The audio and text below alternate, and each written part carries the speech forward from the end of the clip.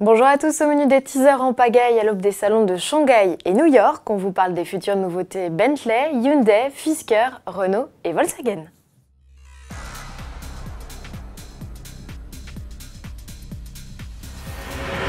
Chez Bentley, le fleuron des berlines se nomme Mulsanne. Un cran en dessous, on trouve la Flying Spur, la version 4 portes de la Continental GT lancée en 2005, s'apprête à être renouvelée.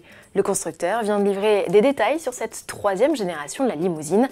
La nouveauté la plus visible se trouve sur le bout du capot. Le logo 2D peut s'effacer pour laisser apparaître un BLE en 3D, un clin d'œil à la Flying Spur originelle née il y a 60 ans.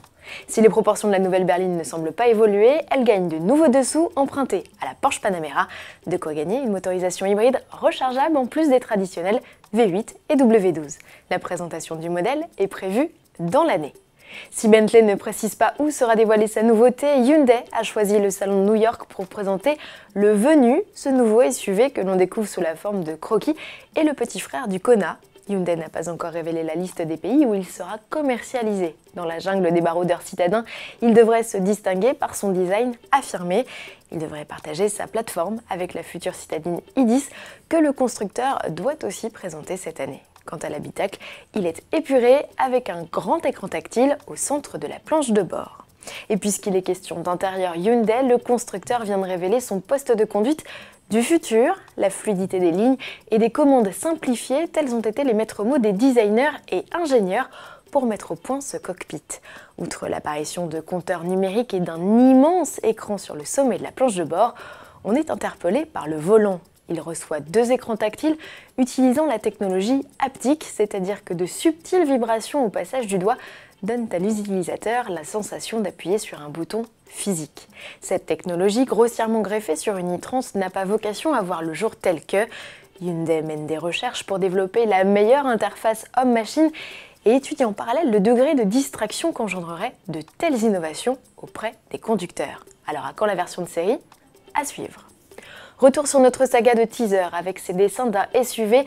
Ils sont signés Fisker. La marque américaine présentera le 17 avril à New York un baroudeur 100% électrique qu'il prévoit de commercialiser en 2021. De ce que l'on sait, ce rival du Tesla Model Y reçoit deux moteurs électriques alimentés par une batterie de 80 kWh.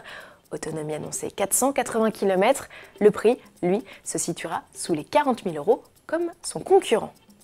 Chez Volkswagen, c'est aussi un SUV urbain 100% électrique qui tient le haut de l'affiche.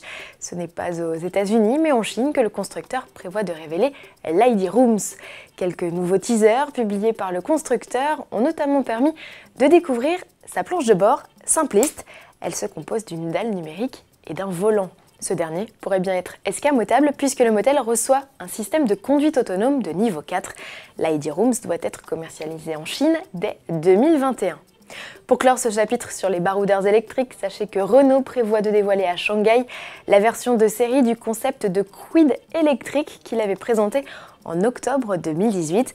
La City KZE, sixième véhicule électrique du groupe Renault, sera produite en Chine pour le marché local.